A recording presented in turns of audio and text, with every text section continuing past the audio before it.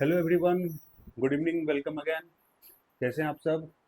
उम्मीद है कल आप लोग राठौर ब्रदर्स के चैनल पर हमने जो आपके साथ वीडियो का डिस्कशन किया था हमारे बैच का, महादेव बैच का, इस सावन महीने, पावन महीने में जो जो आपके बिहार पुलिस के लिए क्या है, बिहार पुलिस के लिए एक नई आगाज है, जहां से आप अपनी सपनों की उड़ान को एक नई दिशा दे सकते हैं।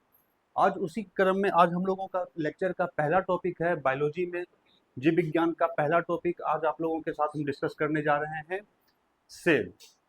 क्लियर? तो आप लोगों को घबराना नहीं है, क्योंकि आने वाले दिनों में हम लोग हर सब्जेक्ट के साथ आपके साथ जुड़ेंगे। हमारी एक पूरी टीम, बाहुबली टीम, जैसा कि कल मैंने आपसे चर्चा किया था, और आप लोगों को जब ये हमारे साथ साथ बाकी के जो भी सर हैं वो अपने सब्जेक्ट के साथ आएंगे और आपको उसके बारे में डिटेल से बताएंगे, और आप हमारी पूरी टीम को देख चुके हैं। तो इसीलिए महादेव पर भरोसा रखिए और उस महादेव के आशीर्वाद से आपका सिलेक्शन होगा। इसी टॉपिक को आज हम लोग शुरू कर रहे हैं बायोलॉजी सेक्शन में। मैं आपका राठौर ब्रदर्स चैनल पर स्वागत कर रहा हूं, और आप सभी को बिहार पुलिस के लिए बायोलॉजी का पहला टॉपिक सेल। क्लियर? अगर मैं आपसे बात कहूं, जैसे आज हम लोगों की क्लास की शुरुआत हो रही है, तो इस क्लास की शुरुआत के लिए कुछ ना कुछ तो हम लोग भी प्रिपेयर किए थे, तभी आज आपके साथ हम सामने में आप क्लास लेके अवेलेबल हैं। तो उसी प्रकार जीव की शुरुआत के लिए, जीवन की शुरुआत के लिए आखिर क्या चाहिए था? आखिर ऐसा प्रकृति ने क्या किया जिसके कारण क्या हुआ? एक जीव का, एक ऑर्गेनिज्म का इवोल्यूशन होता है, उसका एक विकास होता है। तो इसके लिए सबसे पहले क्या जरूरी होता है? सेल, कोशिका।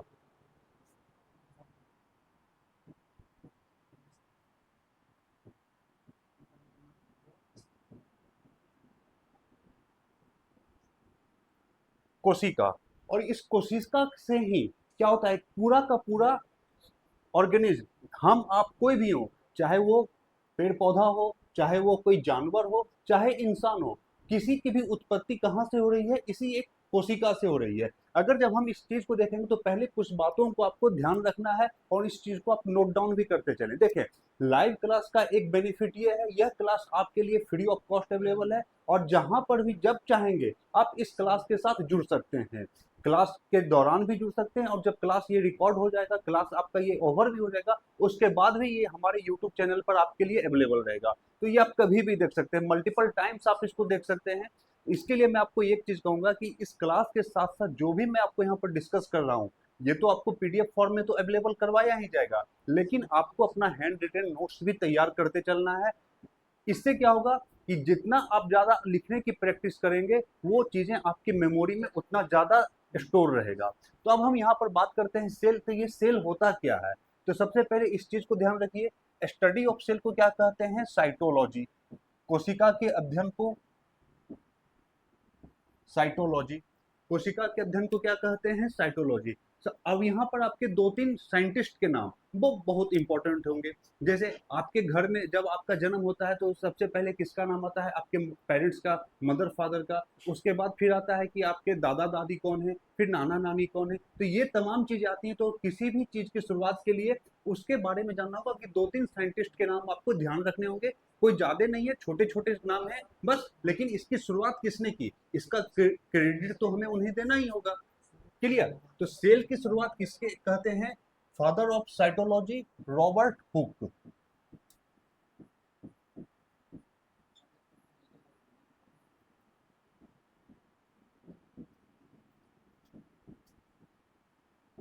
कोशिका विज्ञान के जनक, कोशिका विज्ञान के जनक कौन है? तो रॉबर्ट हुक। इन्होंने 1665 ईस्वी में एक मृत कोशिका की खोज की थी, और इसी कारण से इनको क्या कहा जाता है? Father of cytology. तो यहाँ पर आपके एग्जाम में दो क्वेश्चन बनकर आते हैं। पहला कि who is the father of cytology, और रॉबर्ट हुक ने किस प्रकार की कोशिका की खोज की थी। यहाँ पर दो क्वेश्चन बने, सर्वप्रथम कोशिका की खोज किसने की, और सर्वप्रथम जो कोशिका मिली वह किस प्रकार का था। तो वह क्या था? मृत कोशिका, डेड कोशिका। तो इन्होंने मृत कोशिका की खोज की। क्लियर? जब यहाँ पर आपके सामने ये आया है मृत कोशिका, तब यहाँ पर आपके मन में एक क्वेश्चन अपने आप आएगा कि जब ये मृत कोशिका की खोज इन्होंने की, तो फिर जीवित कोशिका, लाइव लिविंग सेल की खोज किसने की? तो ये आपका होता है 1674 ईस्वी में एवी ल्यूवेनहॉक ने की थी। एवी ल्यूवेनहॉक ने की थी। तो जीवित कोशिका की खोज किसने की? एवी ल्यूवेनहॉक। अब यहाँ पर आपके सामने 3 प्रश्न बन के आते हैं। पहला, एक तो स्टडी ऑफ सेल, साइटोलॉजी। दूसरा, who discovered the cell first time? Robert Hooke. कब? 1665 में। Who discovered first living cell? किसने जीवित कोशिका की खोज पहली बार की? तो अब आप ये देखें तो पहले मृत कोशिका मिला, फिर जीवित कोशिका। अब दोनों के साल का डिफरेंस देखें, ये 1665, ये 1674। इन दोनों के बीच का डिफरेंस कितना है? 9 साल का। यानी 9 साल के बाद जाकर के क्या हो रहा है? मृत कोशिका से जीवित कोशिका की खोज होती है। इसके अलावा ल्यूवेनहुक के बारे में आप लोग 2-3 पॉइंट और लिख लीजिए। इनको क्या कहा जाता है? Father of microbiology. सूक्ष्म जीवों के जनक भी इन्हें ही कहा जाता है। क्यों? क्योंकि ये बैक्टीरिया के बारे में ही इन्होंने बताया था। इसके अलावा हमारे मेल रिप्रोडक्टिव ऑर्गन का जो पार्ट होता है स्पर्म, उसके बारे में भी इन्होंने ही चर्चा की थी। तो इसके कारण से इनको फादर ऑफ माइक्रोबायोलॉजी, सूक्ष्म विज्ञान के, सूक्ष्म जीव के जनक के रूप में भी जाना जाता है। तो यहाँ से अब आपके लिए देखें, हम लोग जैसे जैसे आगे बढ़ रहे हैं, एक एक स्टेप पर आपको एक एक क्वेश्चन मिलते जा रहा है, और यही क्वेश्चंस आपके साथ एग्जाम में आएंगे, और यही महादेव आपको यहाँ से क्वेश्चंस के बारे में जानकारी देते चलेंगे, और आपका एग्जाम में क्या होगा? यहीं से क्वेश्चन आएगा। तो अभी तक से हमने क्या देखा कि फादर ऑफ साइटोलॉजी क्या है? फादर ऑफ साइटोलॉजी कौन है? Antonie van Leeuwenhoek. इन्होंने किस चीज की खोज की और ये कब किए थे? यहां तक में कोई दिक्कत नहीं होना चाहिए। अब जब हमने यहाँ पर सेल को देखा, सेल कितने टाइप के हो गए? डेड सेल और लिविंग सेल, मृत कोशिका और जीवित कोशिका। जब हम यहाँ पर, जब हमें सेल मिल चुका है, इस सेल के मिलने के बाद जब इसके बारे में स्टडी की जाएगी, पढ़ाई की जाएगी, आखिर कुछ न कुछ तो थ्योरी डेवलप करेंगे, तब आगे जाके हमें क्या पढ़ना है? Theory of cell, cell theory, cell theory, कोशिका सिद्धांत।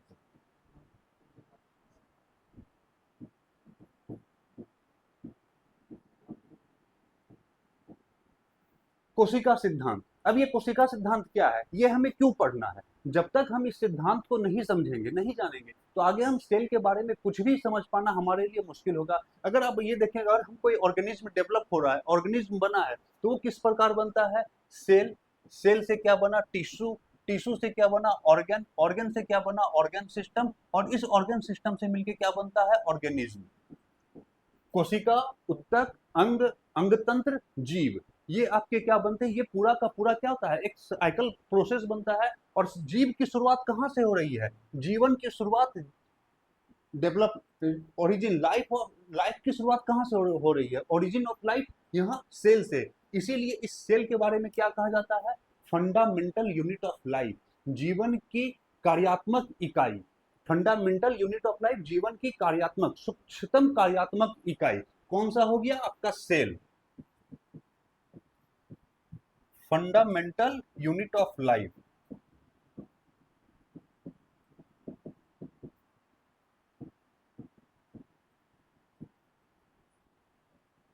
इसमें आप ये भी कह सकते हैं smallest fundamental unit of life, जीवन की सूक्ष्मतम कार्यात्मक इकाई। यहाँ पर अब यहाँ से एक प्रश्न ये बन गया, आपसे ये भी क्वेश्चन आता है कि जीवन की सूक्ष्मतम इकाई कौन सी है? तो सेल है। और इसी सेल के स्टडी को क्या कहा जाता है? साइटोलॉजी। सेल के ग्रुपिंग को क्या कहते हैं हम? टिश्यू। टिश्यू का स्टडी क्या कहा जाता है? हिस्टोलॉजी। जब ये हम लोग आगे आगे धीरे धीरे बढ़ेंगे, तो ये तमाम चीजें आपके साथ आते जाएंगी। Study of tissue, histology.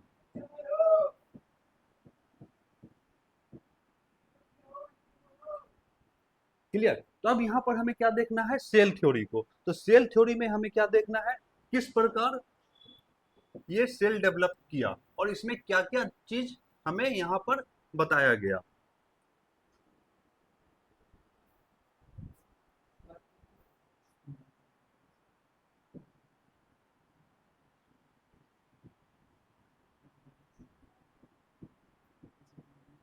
Cell theory,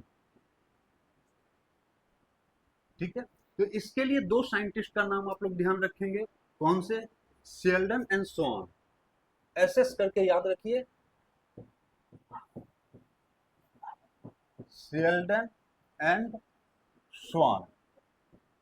ये दो साइंटिस्ट आते हैं और इन्होंने सेल थ्योरी 1838-39 में इन्होंने सेल थ्योरी को दिया।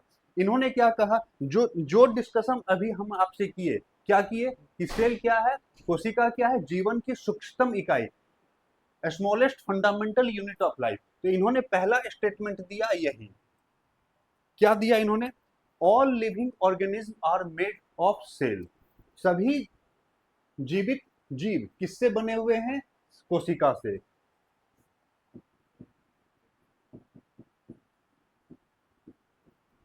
सभी जीवित जीव कोशिका से बने हैं।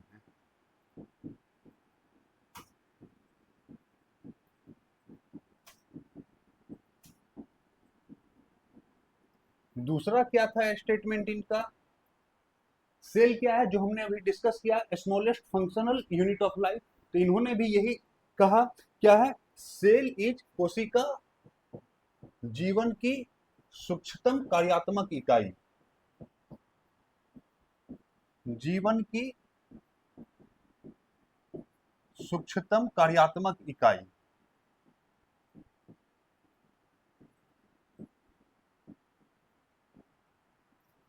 कोशिका जीवन की सूक्ष्मतम कार्यात्मक इकाई। इसके बाद सेल थ्योरी के डेवलपमेंट में ये दो साइंटिस्ट का नाम आपको याद रखना है, एसएस शेल्डन एंड स्वान। इसके बाद इस सेल थ्योरी को एक्सटेंड किया जाता है, इसको बढ़ाया जाता है, किसके द्वारा, रुडोल्फ विर्चाउ के द्वारा।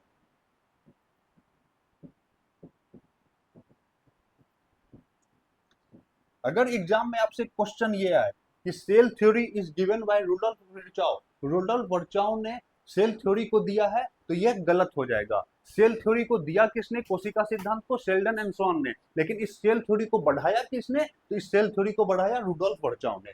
इन्होंने क्या स्टेटमेंट दिया, एक स्टेटमेंट ये भी देते हैं, और ये क्या देते हैं कि जितने भी जीव हैं, जितने भी जीव में जो कोशिका है, वो पहले से जो मौजूद कोशिका है, उसी कोशिका से क्या बनता है, वो कोशिका का डेवलपमेंट होता है। यानी जितने भी कोशिका जो अभी हमारे बॉडी में है या किसी भी ऑर्गेनिज्म में है, ये पहले से मौजूद कोशिका के द्वारा ही ये मिल के बना है।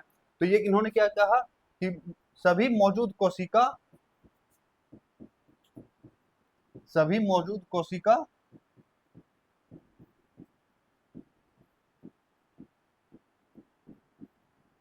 पहले से उपलब्ध कोशिका से बनी है, पहले से उपलब्ध कोशिका से बनी। All existing cells are made up of pre existing cell. तो ये हमारा सेल थ्योरी हो गया। यानी यहां पर हमने क्या देखा, तीन साइंटिस्ट के नाम आए। अभी तक से हमने टोटल कितने साइंटिस्ट के नाम को देखा, Robert Hooke, Antonie van Leeuwenhoek, again Schleiden and Schwann and Rudolf Virchow. अब यहाँ पर पहले एक चीज और आप समझिए, जैसे हम लोग ये बायोलॉजी को डिस्कस कर रहे हैं, तो एक चीज यहाँ पर देख लीजिए कि फादर ऑफ बायोलॉजी किसे कहा जाता है, तो फादर ऑफ बायोलॉजी एरिस्टोटल अरस्तु को कहा जाता है। फादर ऑफ जूलॉजी किसे कहा जाता है, फादर ऑफ जूलॉजी भी एरिस्टोटल अरस्तु को कहा जाता है। लेकिन फादर ऑफ बॉटनी किसे कहते हैं, फादर ऑफ बॉटनी थियोफ्रेस्टस को कहते हैं। तो ये तीन नाम आप लोग जरूर मेंशन कर लीजिएगा, एरिस्टोटल अरस्तु किसके लिए, फादर ऑफ बायोलॉजी, जीव विज्ञान के जनक, जंतु विज्ञान के जनक, और पादप विज्ञान के जनक, बॉटनी के जनक कौन है, ये आपके थियोफ्रेस्टस। क्लियर, यहां तक में कोई डाउट नहीं होना चाहिए। तो अब यहां पर हमने क्या देखा कि सेल, सेल से क्या बना, टिश्यू, टिश्यू से ऑर्गन, ऑर्गन सिस्टम, ऑर्गेनिज्म, यहां तक ही हम पहुंचे। अब हमें ये देखना है कि जब ये ऑर्गेनिज्म जो बना, इस प्रोसेस से होते हुए, सेल से होते हुए यहाँ जो ऑर्गेनिज्म बना, ये ऑर्गेनिज्म दो टाइप के होते हैं, क्या क्या, यूनिसेलुलर एंड मल्टीसेलुलर।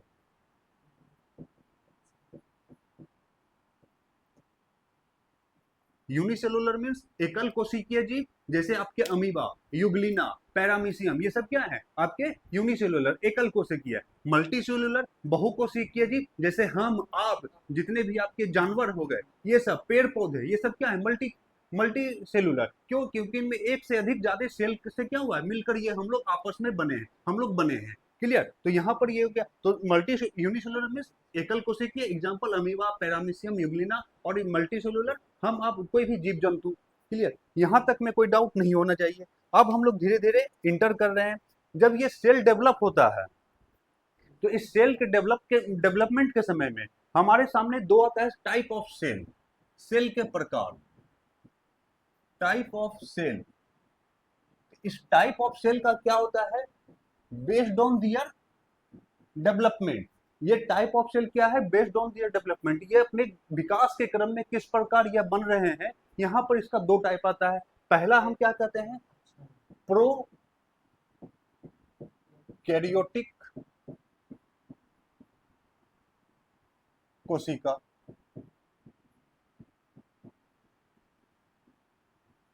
दूसरा यू कैरियोटिक कोशिका, प्रोकैरियोटिक सेल, यूकैरियोटिक सेल। अब ये क्या होता है, प्रोकैरियोटिक सेल, अगर ये कोई सेल डेवलप कर रहा है, क्लियर, तो उसका क्या होता है, एक फिक्स्ड डायमेंशन होता है, एक फिक्स्ड उसका बाउंड्री होता है, और उसी फिक्स्ड बाउंड्री में क्या होते हैं, इसके न्यूक्लियस भी होते हैं। लेकिन जब सेल अपने इनिशियल फेज में होता है तो यह जो न्यूक्लियस होता है ये कंप्लीट डेवलप नहीं होता है, यह आपके लीनियर टाइप में नहीं होते, ये ओपन होते हैं। और इसी कारण से ये क्या होता है, ये आपका जो है यहाँ पर हम क्या कहते हैं, प्रोकैरियोटिक सेल में आपके जो न्यूक्लियस हैं वो फुल्ली डेवलप नहीं होते हैं, पूर्ण विकसित नहीं, पूर्ण विकसित नहीं होते हैं। और यूकैरियोटिक सेल में आपके क्या होते हैं, नाभिक न्यूक्लियस, वो पूर्ण रूप से इनका विकास हो जाता है। और जिसके कारण हम क्या कहते हैं, सेल का जो डेवलपमेंट होना चाहिए था, सेल का जो एक प्रॉपर ढांचा होना चाहिए था, जो उसका स्ट्रक्चर होना चाहिए था, वो हमें कहां पर मिलता है, यूकैरियोटिक सेल में। तो यहां तक में कोई डाउट नहीं होना चाहिए। और यहीं से आके आपके जब अब आपसे ये पूछा जाएगा कि क्या इसमें डीएनए मौजूद रहेगा, डीएनए मौजूद है, लेकिन क्या डीएनए का कोई स्ट्रक्चर अवेलेबल होगा, नहीं होगा। क्यों, न्यूक्लियस ही नहीं अच्छे से बना है। जब न्यूक्लियस ही नहीं बना है तो वहां पर डीएनए किस प्रकार बन सकता है। यहाँ पर नाभिक बन चुका है, नाभिक में ही क्या डीएनए होता है, तो डीएनए का एक कंप्लीट स्ट्रक्चर हमें यहाँ पर मिलेगा। क्लियर, तो ये इसके बेसिक डिफरेंस है। इसके अलावे इसमें और क्या होता है आपका, यहाँ पर आपको क्या, सेल जितने भी सेल और ऑर्गेनेली है आपके प्रोकैरियोटिक में, कोशिकांग में, क्या वो कहीं पर अच्छे से वो डेवलप किए होंगे, नहीं। लेकिन यहाँ पर जितने भी कोशिकांग है वो प्रॉपर रूप से डेवलप कर चुके हैं, जितने भी सेल ऑर्गेनेली हैं यहाँ पर वो डेवलप कर चुके हैं। तो यहाँ तक में कोई दिक्कत नहीं। अब हम लोग आगे बढ़ते हैं कि सेल के टाइप, सेल टाइप अब बेस्ड ऑन दियर और दियर ऑर्गेनिज्म। अब जैसे हम लोग एनिमल सेल और प्लांट सेल की बात करेंगे तो यहाँ पर हम लोग कुछ कुछ ऐसे फीचर्स होते हैं, कुछ ऐसे सेल ऑर्गेनिज्म जो दोनों में कॉमन होते हैं, और कुछ ऐसे होते हैं जो सिर्फ प्लांट सेल में होंगे, और कुछ ऐसे होंगे जो सिर्फ जंतु कोशिका में होंगे, एनिमल सेल में। तो हम यहाँ पर एक ओवरऑल पिक्चर हम लोग ड्रॉ करेंगे, और यहाँ से जहां पर जो इसमें जो नहीं होगा वो हम आपको स्पेसिफाई करते चलेंगे। इससे क्या होगा, आपको ये याद रखना भी आसान होगा और कंपेयर भी करना आसान रहेगा कि कहां पर किस जंतु कोशिका में क्या पाया जाता है और पादप कोशिका में क्या पाया जाता है, किसमें क्या नहीं पाया जाता है और किसमें क्या पाया जाता है, ये तमाम चीजें। क्योंकि जब तक आपके पास ये जानकारी नहीं होगी तो कल के दिन आप एग्जाम में फंस सकते हैं, और आप ये लगेगा कि अच्छा ये तो हमने पढ़ा था, ये इसमें था कि इसमें था, तो ये इसमें था या इसमें था के चक्कर में नहीं फंसना है, यहीं पर हमें वो क्लियर करना है। अगर हम यहाँ पे आप बात करें जंतु कोशिका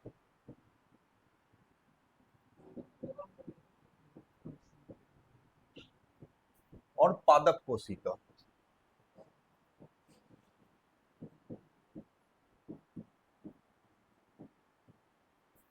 क्लियर, जंतु कोशिका और पादप कोशिका, तो हम जनरल एक स्ट्रक्चर बना रहे हैं और यहां से हम लोग बताते चलेंगे कि किसमें क्या होगा, किसमें क्या नहीं होगा।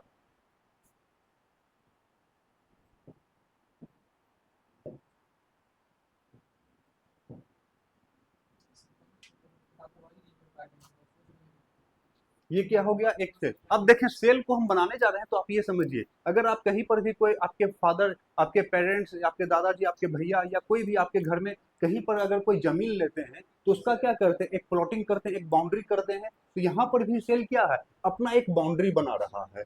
सेल जब डेवलप हुआ तो इसे भी क्या चाहिए, एक स्पेस चाहिए। और सेल जो है आपके लैटिन वर्ड सेलुले से बना है,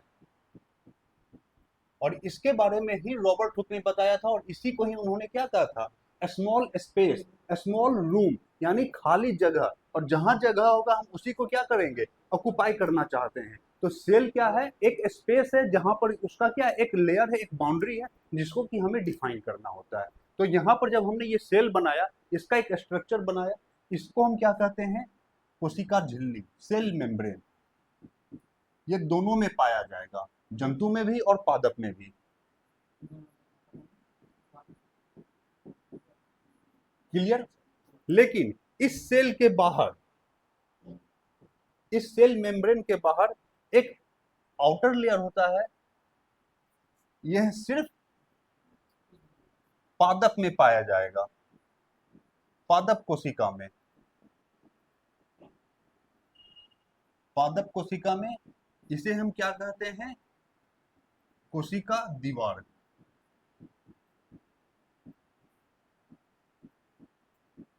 सेल वॉल।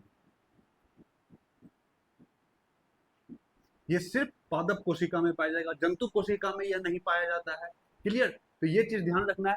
फिगर बनाते समय आप ये मत कीजिएगा कि अगर जंतु कोशिका का फिगर बना रहे तो उसमें भी ये बना दिए। ये सिर्फ और सिर्फ पादप कोशिका में पाया जाता है। अब क्यों ये पाया जा रहा है, पादप कोशिकाओं को क्या चाहिए, एक्स्ट्रा प्रोटेक्शन चाहिए। अब आप देखते होंगे कि कोई लोग अपना घर का प्लॉटिंग करते हैं तो कोई एक ही बाउंड्री देते हैं, कोई क्या करते हैं उसमें डबल डबल बाउंड्री करवाते हैं। क्यों, कि उनको घर में क्या चाहिए, एक्स्ट्रा प्रोटेक्शन। तो ये क्या है, कोशिका के एक्स्ट्रा प्रोटेक्शन के लिए एक अलग से बाहर का एक लेयर है।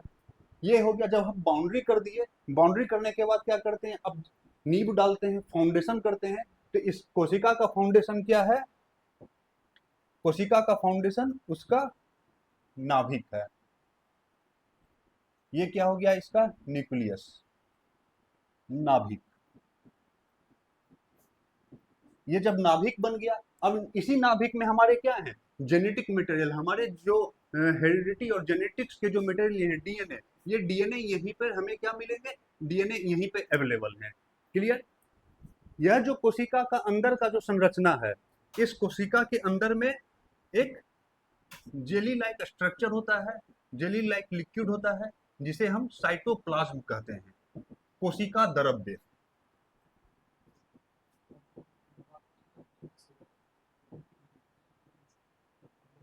इस कोशिका द्रव्य का काम क्या है कि इस कोशिका में जितने भी सेल ऑर्गेनेलिज है, जितने भी कोशिकांग है, उसको क्या करे, एक प्रॉपर पोजीशन मिले और वो दूसरे तमाम कोशिकांगों के साथ क्या कर सके, एक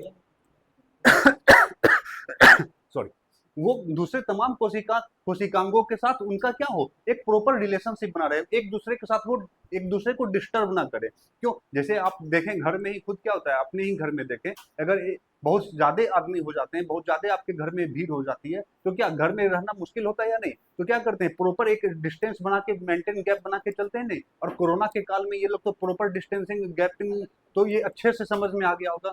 तो कोशिका भी क्या है, उस डिस्टेंस को मेंटेन करने के लिए, उस गैप को मेंटेन करने के लिए इस चीज को इंश्योर करती है, और इसमें हेल्प कौन करता है, कोशिका द्रव्य। इसी प्रकार न्यूक्लियस के अंदर भी जेली लाइक स्ट्रक्चर होता है, जेली लाइक फ्लूइड होता है, जिसे हम क्या कहते हैं,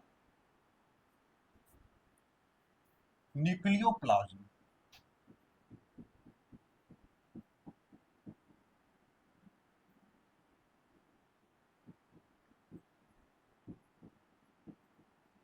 नाभिक द्रव्य। क्लियर। जब ये दोनों मिलते हैं, कोशिका द्रव्य प्लस नाभिक द्रव्य, ये दोनों मिलते हैं, तब जाकर के क्या बनता है हमारा, जीव द्रव्य, यानी साइटोप्लाज्म। क्लियर।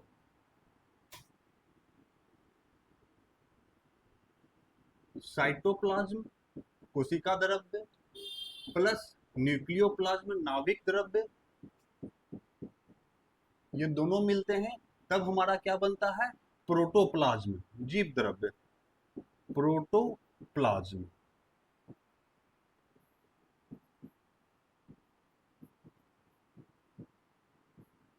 तो ये आपसे एग्जाम में क्वेश्चन आता है, जीव द्रव्य बराबर कोशिका द्रव्य प्लस नाभिक द्रव्य। आपसे क्वेश्चन किस प्रकार आएगा, नाभिक द्रव्य बराबर जीव द्रव्य प्लस कोशिका द्रव्य, कोशिका द्रव्य बराबर जीव द्रव्य प्लस नाभिक द्रव्य। ये ध्यान रखना है। तो जीव द्रव्य क्या होता है, कोशिका द्रव्य प्लस नाभिक द्रव्य, ये मिलकर के क्या बनाए, हमें साइटोप्लाज्म बने।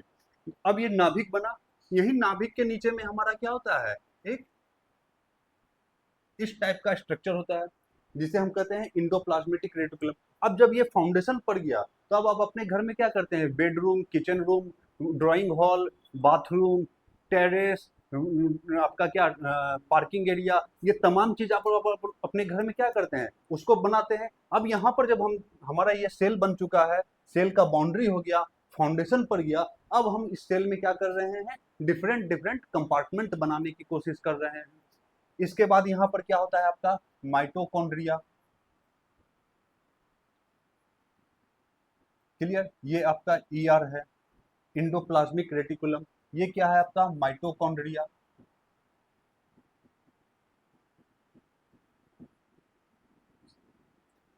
यहीं पर आपके क्या होते हैं, वैक्यूल्स होते हैं। यहीं पर आपके क्या होंगे, लाइसोसोम होंगे। तो ये तमाम चीजें हैं। यहाँ पर आपको, यहीं पर आपको क्या मिलेगा, गोल्जी बॉडी भी मिलेगा।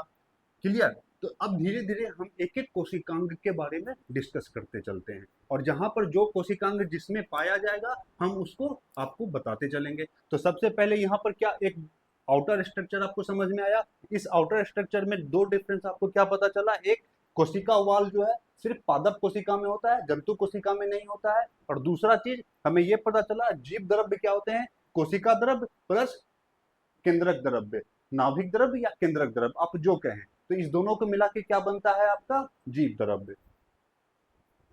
अब हम लोग बढ़ते हैं एक एक करके। अब हम लोग डिस्कस करने चल रहे हैं अपने सभी सेल ऑर्गेनेलिज को। Nucleus,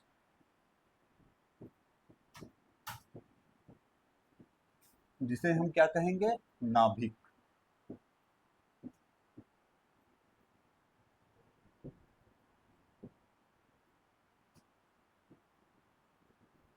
clear.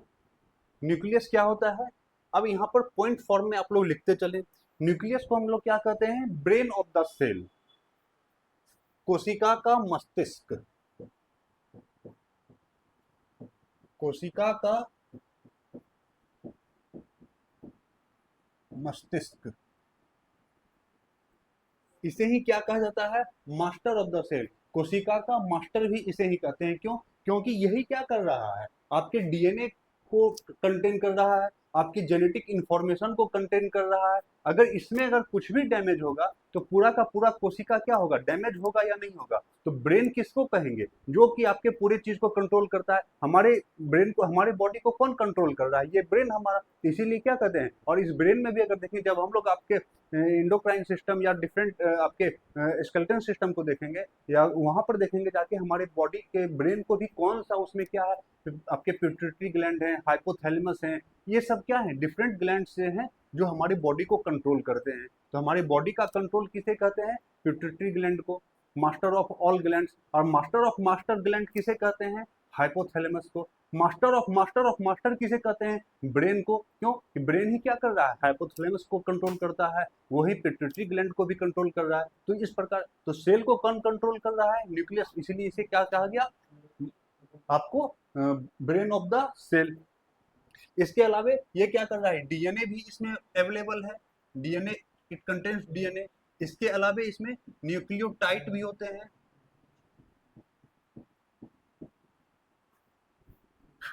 न्यूक्लियोटाइड जो आपके डीएनए के फॉर्मेशन में क्या हेल्प करते हैं, यहां तक में कोई डाउट। और इसके अलावा इसी में क्या होते हैं, क्रोमेटिन फाइबर, जो आपके सेल डिवीजन के समय में ये बहुत ही काम आते हैं। तो ये तमाम चीज किसके लिए हो गया, कोशिका के लिए। आगे बढ़े, नेक्स्ट हमारा क्या है, नेक्स्ट हमारा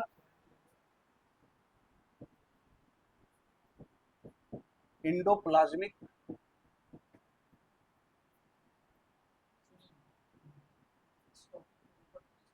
endoplasmic reticulum.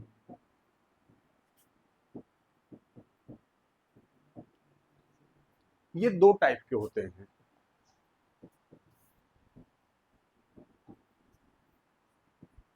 Smooth endoplasmic reticulum और आपके रफ इंडोप्लाज्मिक रेटिकुलम।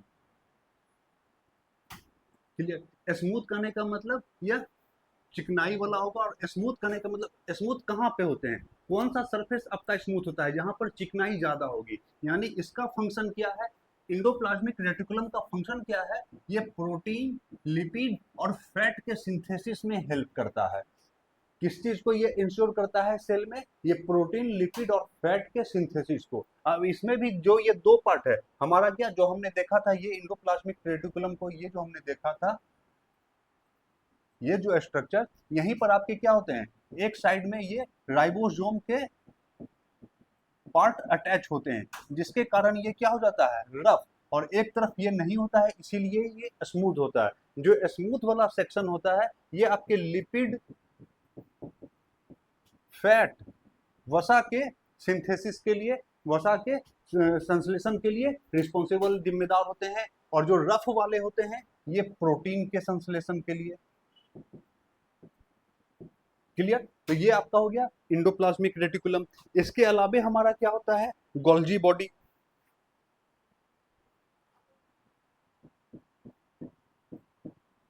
गोल्जी निकाय, गोल्जी एपरेटस,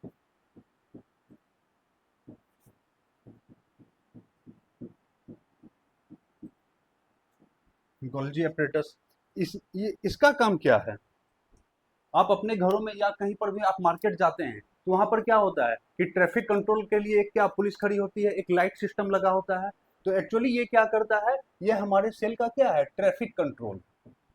आपसे ये पूछा जाएगा कि who is the traffic control of our cell. दूसरा इसी को ही क्या कहते हैं, CCTV. Who is the CCTV of our cell, Golgi body.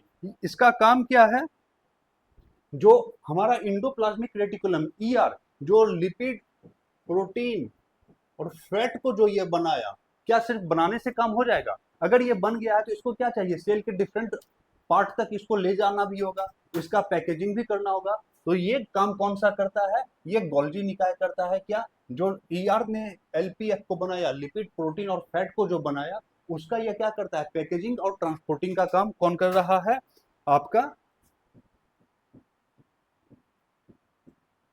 Transporting, परिसंचरण प्लस पैकेजिंग।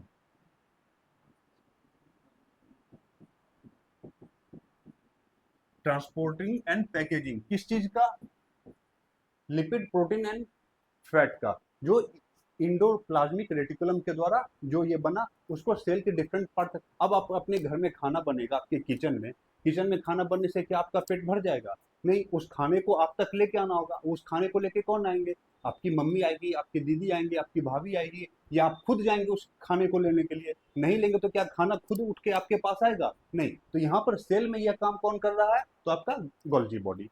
क्लियर? नेक्स्ट देखें, उसके बाद हमारा क्या है, लाइसोसोम।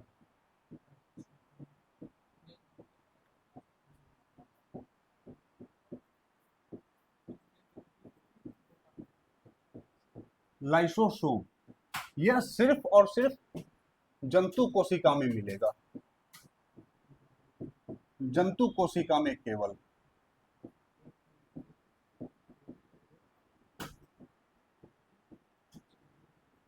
इसका काम क्या है, अब आप घर में खाना पीना खाते हैं, कुछ सफाई करते हैं, तो जो आपके घर का कचरा होता है, जो भी वेस्टेज मटेरियल है, जो भी डिस्कार्डेड पार्ट है, उसको क्या करते हैं, सफाई के लिए आते हैं। घर में आपने क्या, एक मेड रखा होगा, सब काम वाली बाई होगी, या फिर एक स्वीपर होंगे, जो क्या करते होंगे, जो भी आपके घर का कचरा है उसको उठा करके बाहर ले जाते होंगे। और अगर आप लोग पटना में होंगे तो पटना में आपका नगर निगम का गाड़ी आता है, गाड़ी वाला या घर से कचरा निकालिए गाना गाते हुए। तो ये तमाम चीजें हैं। तो यहाँ पर यह काम किसका है, लाइसोसोम का। इसीलिए इसे क्या कहते हैं, कोशिका का सफाई कर्मी, कोशिका का सफाई कर्मी, scavenger of the cell. Clear? तो ये काम क्या करता है और ये किस प्रोसेस के द्वारा ये करता है, तो इस प्रोसेस का नाम आप लोग जरूर नोट कर लीजिएगा, स्टार मार्क देके, फैगोसाइटोसिस। फैगोसाइटोसिस यह प्रोसेस होता है। अब इस प्रोसेस में क्या होता है, कभी कभी यह लाइसोसोम का क्या होता है, ब्रेन का केमिकल इम्बेलेंस गड़बड़ा जाता है, इसके माइंड में क्या होता है, केमिकल लोचा होता है। तो कभी कभी क्या होता है कि इसको लगता है कि जो ये हमारा ये सेल है, इस सेल में जो यहाँ पर वैक्यूल बैठा है, या जो ये माइटोकॉन्ड्रिया जो बैठा है, या फिर यहाँ पर जो इंडोप्लाज्मिक रेटिकुलम जो बैठा है, इस लाइसोसोम को लगता है यही क्या है, सेल का गार्बेज हो गया है, सेल का ये क्या है, पूरा कचरा। और कभी कभी जाके वो उसी को ही क्या करता है, खा लेता है। खा लेने का मतलब कि इसमें से कुछ ऐसे एंजाइम्स रिलीज होते हैं जो दूसरे सेल ऑर्गेनेल्स को क्या करते हैं, डिफेक्ट कर देते हैं। इसीलिए इसको क्या कहते हैं, इसीलिए इसको और क्या कहा जाता है, सुसाइडल बैग ऑफ सेल। कोशिका की आत्मघाती थैली। कोशिका की आत्मघाती थैली किसे कहा जाता है, लाइसोसोम को। क्यों, क्योंकि यह फैगोसाइटोसिस प्रोसेस के कारण ये क्या करता है, कभी कभी इसे कंफ्यूजन हो जाता है कि यह इंडोप्लाज्मिक रेटिकुलम या गोल्जी बॉडी या आपका न्यूक्लियस या फिर आपके माइटोकॉन्ड्रिया या वैक्यूले क्या है, वो अपशिष्ट पदार्थ है सेल का या उसके प्रॉपर कोई सेल ऑर्गेनेली है। तो इसका कंफ्यूजन होता है और इसीलिए ये क्या करता है, कुछ एंजाइम्स को सेक्रेट करता है और सेक्रेट करके इसी को पूरा वो इनगल्फ कर लेता है, खा पी के पचा देता है। जैसे ही आपने एक पार्ट को खाया पिया पचाया तो क्या ये सेल डेवलप कर सकता है, सेल एग्जिस्ट करेगा, नहीं। इसीलिए इसे क्या कहा गया, आत्मघाती थैली, कोशिका की आत्मघाती थैली, suicidal bag of cell. Next अब हम देखें हमारा क्या है, माइटोकॉन्ड्रिया।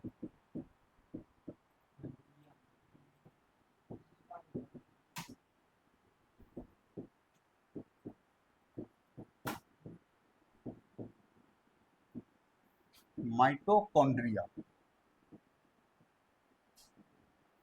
माइटोकॉन्ड्रिया ये, इसका क्या काम है। अब ये आपके घर में खाना कहाँ बन रहा है, किचन में बन रहा है। कौन बना रहा है, या तो मम्मी बना रही है, दीदी या भाभी, या कभी आपका मन हुआ तो आप बना लिए, या फिर कोई मेड रखे होंगे। तो ये क्या करता है, कोशिका में ऊर्जा का उत्पादन, कोशिका का जो ऊर्जा उत्पादन होता है यहीं पे होता है। और ये कोशिका का ऊर्जा उत्पादन के ही कारण इसे क्या कहते हैं, माइटोकॉन्ड्रिया को power house of the cell, power house of the cell. कोशिका का पावर हाउस, पावर हाउस क्यों करें, क्योंकि यहाँ पे ऊर्जा का उत्पादन किस प्रकार हो रहा है। जब हम लोग रेस्पिरेशन चैप्टर को पढ़ेंगे, श्वसन तंत्र को जब पढ़ेंगे, वहां पर हम समझेंगे ये किस प्रकार होता है। जब हम सांस लेते हैं तो सांस लेने में क्या लिए, ऑक्सीजन। ऑक्सीजन क्या होता है, हीमोग्लोबिन हमारे ब्लड से वो मिल करके बॉडी के डिफरेंट सेल के पास जाता है और वहां पे जाके क्या होता है, वो मेटाबॉलिक एक्टिविटी जो केमिकल रिएक्शन है, वो केमिकल रिएक्शन वहां पे फंक्शन प्रॉपर होता है। और उसी प्रॉपर फंक्शन के बाद ये क्या होता है, यहीं पर माइटोकॉन्ड्रिया में वो जाकर के क्या करता है, वहां पर जो आपका ऊर्जा जो बना, जो वो जो हमारा केमिकल रिएक्शन होता है, वही केमिकल रिएक्शन में जाके क्या बनता है, हमारा जो ग्लूकोज बना, उसी ग्लूकोज से हमें क्या मिलती है, ऊर्जा। और इसी कारण, और वो कहाँ बन रहा है, माइटोकॉन्ड्रिया में। इसीलिए इसे क्या कहा गया, power house of the cell. और जब यहाँ पर ये बन रहा होता है, तब हमारे बॉडी को जो ऊर्जा का जो ये निर्माण होता है, इसके लिए एक प्रॉपर नाम दिया जाता है, जिसे हम क्या कहते हैं, एटीपी। इसे ही क्या कहा जाता है, ऊर्जा मुद्रा, energy currency of the cell. इसे ही क्या कहते हैं, ऊर्जा मुद्रा। अब जैसे आपको घर, आपके पॉकेट खर्च के लिए इंडियन करेंसी चलानी होती है, आप अगर यूएसए जाएंगे तो वहां डॉलर चलाएंगे, लेकिन शरीर को खर्च करने के लिए, शरीर को ऊर्जा के लिए, उसको भी क्या चाहिए, मुद्रा चाहिए, करेंसी चाहिए। उसे क्या कहते हैं, ऊर्जा मुद्रा। और ये क्या होती है, adeno triphosphate, clear, adenosine triphosphate, ATP. ये क्या है, ऊर्जा मुद्रा, एनर्जी करेंसी। और ये कहां बन रहा है, आपके माइटोकॉन्ड्रिया में।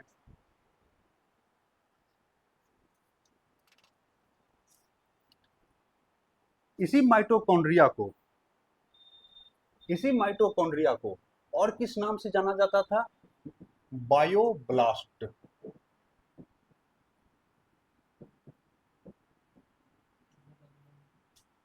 ये रिचर्ड अल्टमान जो थे, उन्होंने इस नाम को सजेस्ट किया था। ये शुरू में इसको यूज किया जाता था, लेकिन आगे चलकर माइटोकॉन्ड्रिया के नाम से ये ज्यादा पॉपुलर हुआ और इसे माइटोकॉन्ड्रिया ही कहा गया। नेक्स्ट हमारा क्या है, प्लास्टिड, लवक। ये कहां पाए जाएंगे, ओनली इन प्लांट सेल, केवल प्लांट कोशिका में, ओनली इन प्लांट सेल, केवल पादप कोशिका में ये मिलेंगे। अब ये 3 टाइप के होते हैं।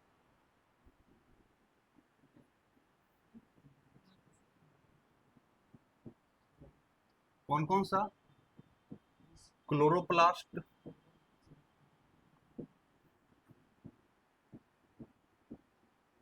Chromoplast, leucoplast. ये हिंदी इंग्लिश नाम सब एक ही है। आप इसको क्लोरोप्लास्ट लिखेंगे,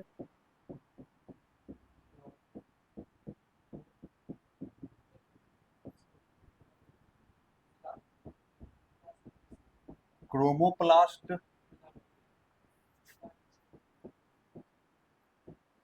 ल्यूकोप्लास्ट। अब इन तीनों का फंक्शन अलग अलग है। ये कहाँ मिलेंगे? सिर्फ प्लांट सेल में। अब इन तीनों का फंक्शन क्या है? क्लोरोप्लास्ट क्या है? It contains chlorophyll.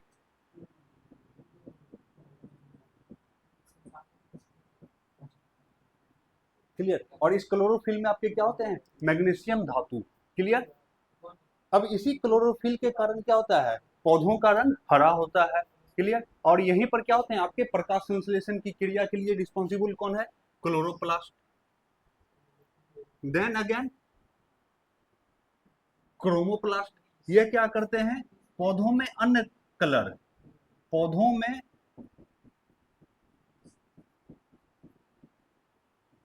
अन्य रंग। अब जो पौधे आपको रंग बिरंग दिखते हैं, लाल फूल, पीले फूल, नीले फूल, 14 फरवरी में जो लाल गुलाब लेके, कोई सफेद गुलाब लेके, कोई येलो गुलाब लेके, जो पूरा जो वैलेंटाइन वीक जो चलता है उसमें डिफरेंट डिफरेंट डे पे जो डिफरेंट डिफरेंट फ्लावर लेके जा रहे हैं रोज के, डिफरेंट कलर के, तो दोस्ती के लिए, तो प्रपोज के लिए, तो हग के लिए, तो इसके लिए, तो वो सब जो कलर जो आ रहे हैं पौधों में ग्रीन कलर के अलावा, उसके लिए कौन रिस्पॉन्सिबल है? क्लोरोप्लास्ट। चाहे आपके उसके लिए जेंथोनिन होंगे, चाहे आपके एंथोसाइनिन होंगे, ये सब क्या है? आपके पिगमेंट होंगे। तो यहाँ पर क्या होते हैं? आपके डिफरेंट कलर पिगमेंट होते हैं। और वही डिफरेंट कलर पिगमेंट इनको क्या करते हैं?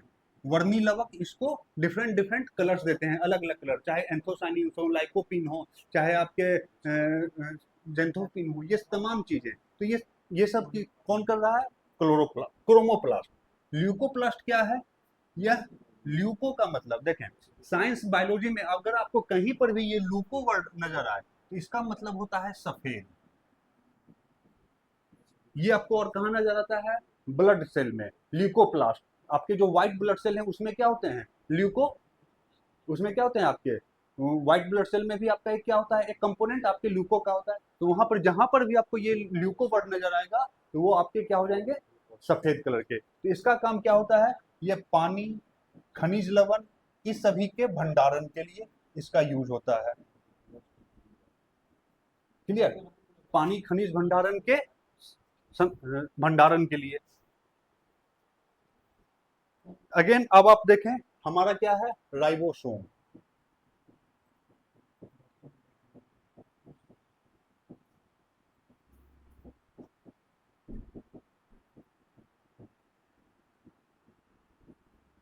राइबोसोम का काम क्या है?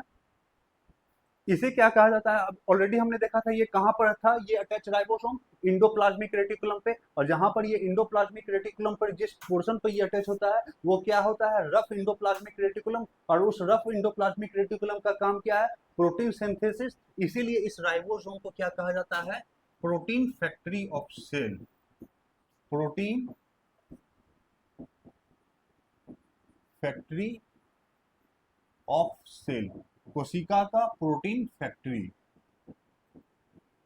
क्लियर? यहां पे कोई डाउट? और दूसरा चीज क्या है? और यह क्या है? सबसे छोटी कोशिकांग, कोशिका का सबसे छोटी कोशिकांग, इससे छोटी कोशिकांग कोई नहीं। तो ये आपसे क्वेश्चन आएगा कि सबसे छोटी कोशिकांग कौन है? तो आपका राइबोसोम। तो अब आपके मन में यहीं पे प्रश्न आ रहा होगा कि अगर ये सबसे छोटी है तो सबसे बड़ी कौन सी होगी कोशिकांग? तो लिख लीजिए यहाँ पे, सोचना क्या है, दुविधा किस चीज का? सबसे बड़ी कोशिकांग कौन सी होगी? आपका brain. Brain of the cell क्या है? न्यूक्लियस, यानी नाभिक। नाभिक क्या है? आपका सबसे बड़ा कोशिकांग। कोशिका का सबसे बड़ा कोशिकांग कौन सा? तो आपका नाभिक। नेक्स्ट आपका क्या है? वैक्यूल्स। ये पादप कोशिका जंतु कोशिका दोनों में पाए जाते हैं। और इसमें दोनों में डिफरेंस क्या होता है? अगर हम जंतु कोशिका में देखेंगे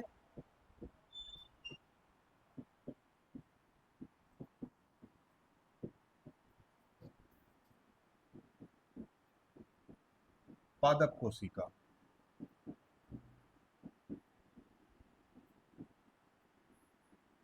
तो जंतु कोशिका में ये स्मॉल इन साइज, छोटे आकार का, इसमें लार्ज इन साइज, बड़े आकार का। क्लियर?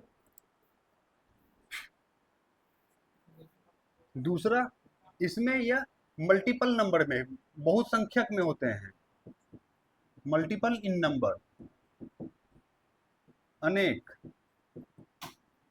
अनेक हैं और साइज में छोटे हैं। और यहाँ पे सिंगल, एक ही, यहाँ पर सिंगल, सिंगल इन नंबर एक ही होगा, और वो क्या होगा? बड़ा, लार्ज साइज का। और यहाँ पर ये क्या होंगे? स्मॉल होंगे, छोटे छोटे साइज के बहुत सारे। इसका काम क्या होता है? वैक्यूल्स का एक्चुअल काम क्या है? आप लोग ये सोचिए, इसका काम क्या होगा वैक्यूल्स का?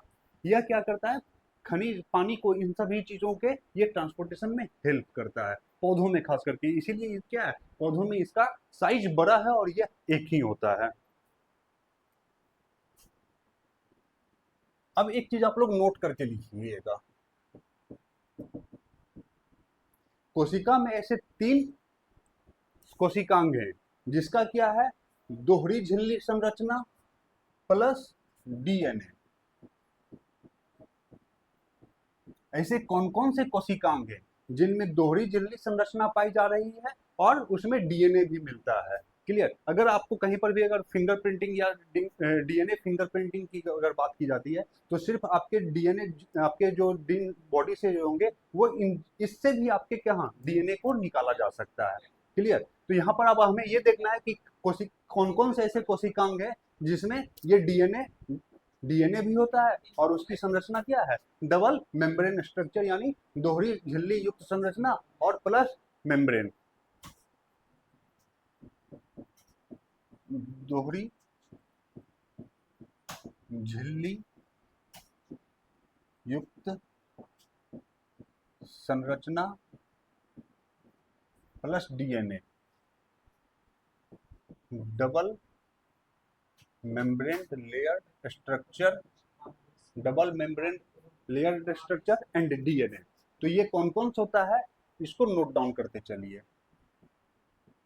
Mitochondria,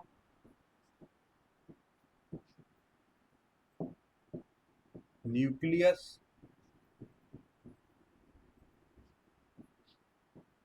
plastid. प्लास्टिड में भी देखेंगे तो प्लास्टिड में भी कौन सा? क्लोरोप्लास्ट।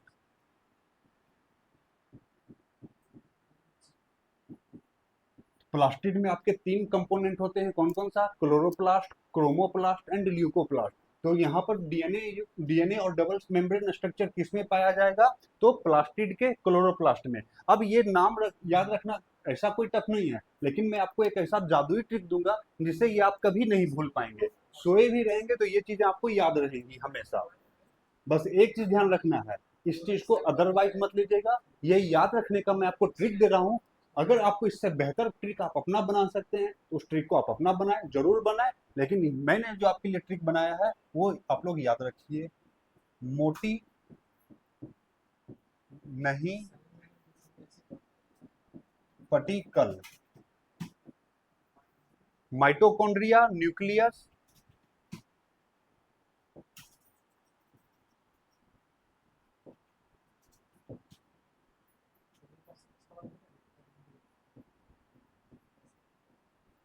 Nucleus, plastid, chloroplast. तो माइटोकॉन्ड्रिया मोटी, न्यूक्लियस नहीं, प्लास्टिड पटी, उसमें भी कौन सा प्लास्टिड का कौन सा पार्ट? क्लोरोप्लास्ट कल, यानी मोटी नहीं पटिकल। इसमें क्या होंगे? आपके double layer structure membrane plus DNA. तो कोशिका के ऐसे कौन कौन से कंपोनेंट है, ऐसे कौन कौन से सेल ऑर्गेनेलिज हैं जिसमें आपके डबल लेयर स्ट्रक्चर हो रहे हैं और डीएनए है? तो mitochondria, nucleus and plastid. Plastid में भी कौन सा? तो आपका क्लोरोप्लास्ट। अब यहीं पर देखें क्वेश्चन आपसे कैसे घुमा के पूछा जाएगा कि which of the plant cell contains double layer structure and DNA. तो ये तीनों, क्योंकि प्लांट सेल में ये तीनों आ जाएंगे। लेकिन अगर आपसे ये पूछा जाएगा कि which of the animal cell contains DNA and double layer structure, किसमें डीएनए और ऐसी कौन सी जंतु कोशिकांग है जिनमें डीएनए और दोहरी झिल्ली युक्त संरचना पाई जाती है। ऑप्शन में आपके प्लास्टिड भी, क्लोरोप्लास्ट भी रहेगा, लेकिन आपसे क्वेश्चन में क्या कर दिया, जंतु कोशिका। तो अगर ये चीज करेगा तो उस समय आपका सिर्फ ये मोटी नहीं में आएंगे हम। क्लियर। तो ये यही सब चीजें क्या है, कॉन्सेप्ट है, लेकिन कॉन्सेप्ट के साथ उसका यूज कैसे करना है ये भी आपको क्वेश्चंस के साथ हम लोग आगे बताते चलेंगे। पहले टॉपिक का एक प्रॉपर अंडरस्टैंडिंग, टॉपिक का एक प्रॉपर कवरेज हम लोग करते हैं, उसके बाद फिर हम लोग इसके क्वेश्चन आंसर को भी करेंगे। क्लियर। इसके बाद आपका एक पाया जाता है सेंट्रोसोम। सेंट्रोसोम क्या होता है, ये जंतु कोशिका में पाया जाता है और यह कोशिका विभाजन के समय ही वो मौजूद होता है। जब वो कोशिका विभाजन का समय खत्म हो जाता है तो वो सेंट्रोसोम खत्म हो जाता है, सेंट्रोमियर के रूप में वो खत्म हो जाता है। क्लियर। अब कुछ इंपॉर्टेंट पॉइंट्स आप लोग लिख लीजिए, इसको मैं नोट डाउन करवा देता हूं और आप लोग साथ में लिखते भी चलिए। क्या क्या, सबसे पहला पॉइंट्स आप लोग लिखिए।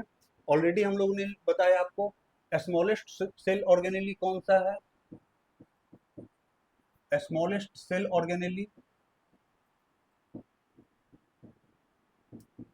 कौन सा है आपका, जल्दी से कमेंट करें आप लोग, जो भी हमारे साथ लाइव जुड़े हुए हैं जल्दी से कमेंट करें कौन सा है। राइबोसोम। सेकंड, लार्जेस्ट कौन सा है, लार्जेस्ट सेल ऑर्गेनेली, न्यूक्लियस। इसके अलावे लिखिए smallest cell in living body कौन सा है, स्मॉलेस्ट सेल लिविंग वर्ल्ड में, जीवित जगत में सबसे स्मॉलेस्ट सेल किसका है, तो वह एक बैक्टीरिया है जिसका नाम है माइकोप्लाज्मा।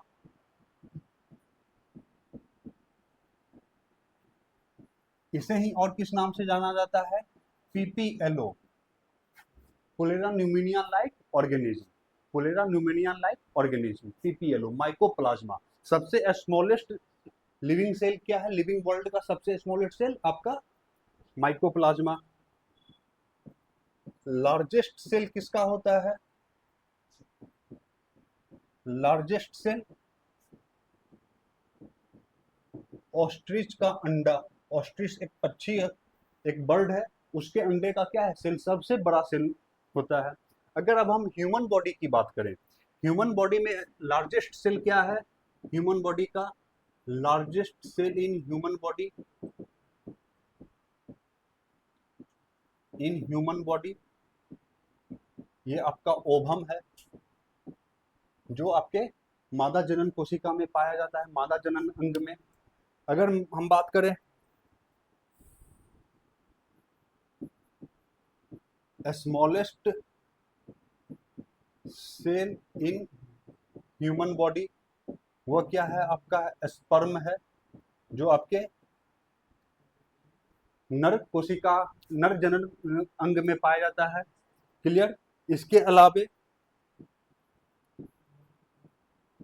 लॉन्गेस्ट सेल, ये देखें यहां पर क्या था, लार्जेस्ट सबसे बड़ा, और एक मैं आपको बता रहा हूं लॉन्गेस्ट सबसे लंबा। सबसे लंबा सेल कौन सा होगा ह्यूमन बॉडी में, आपके नर्व सेल,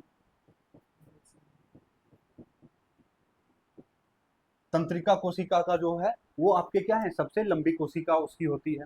इसके अलावा हमारे लीवर का क्या होता है, उसमें सेल डिवीजन इतना फास्ट होता है, वो अपने आप को सबसे जल्दी रिकवर करता है। और हमारे ब्रेन का सेल क्या होता है, वहां पर सेल डिवीजन नहीं होता है। इसीलिए अगर कभी किसी के सर पे चोट लगती है, तेरे नाम मूवी देखे होंगे, उसमें सलमान खान को सर पे चोट लगता है, इसीलिए क्या होता है, वह थोड़ा सा एबनॉर्मल हो जाता है। यानी हमारे ब्रेन का सेल क्या है, वो अपने आप को सेल डिवाइड नहीं करता है, इसलिए वहां पर सेल का रिप्लिकेशन नहीं होता है, जिसके कारण अगर वो सेल डैमेज होता है ब्रेन का, तो वहां पर क्या होता है, आदमी का ब्रेन डैमेज हो जाता है, वो उसमें टाइम लगता है, उसको रिकवर होने में। कब होगा नहीं होगा इसके बारे में कोई नहीं कहा जा सकता। तो इस प्रकार देखें, आज हम लोग सेल के टॉपिक को डिस्कस किए हैं इन फुल डिटेल्स, जहां पर हमने सेल के डिफरेंट टाइप्स को देखा, prokaryotic, eukaryotic, plant cell, animal cell, unicellular, multicellular, किस प्रकार ये सेल का डेवलपमेंट होता है, कौन कौन से साइंटिस्ट आते हैं, कब क्या होता है, ये तमाम चीजें और इसके इंपॉर्टेंट पॉइंट्स जो भी थे यहाँ पर आपको हमने बोर्ड पर बताया। ये आपको पीडीएफ के रूप में हमारे टेलीग्राम चैनल पर आपको मिल जाएगा। साथ ही यहाँ पर भी आप लोग क्लास के जरिए क्लास नोट्स को अवेलेबल करते चलें, क्लास नोट्स को आप लोग हैंड रिटन करते चलें। क्यों? क्योंकि जब तक आपके अपने हैंड रिटन नोट्स नहीं होंगे, आपके लिए प्रिंटेड मटेरियल कितना भी मार्केट में अच्छा से अच्छा बुक कवर करके मिल जाए, वो आपके काम का नहीं होगा जब तक कि उस पर आपकी हाथ नहीं चलेगी। तो इसके लिए ज़रूरी है आपको अपना हैंड रिटन नोट्स बनाना, और यहाँ से आपको ये बहुत ही अच्छे तरीके से करवाया जा रहा है। तो ज़रूर जुड़े रहें हमारे साथ और हमारे इस चैनल के साथ बने रहें, क्योंकि यहाँ पर यह कोर्स पूरा का पूरा बिहार एसआई का पूरा आपका ये क्या होगा, कंप्लीट बैच दिया जाएगा, कंप्लीट कोर्स, कंप्लीट सिलेबस, बिना किसी कॉस्ट के। चलिए जुड़े रहें हमारे साथ। Okay, thank you.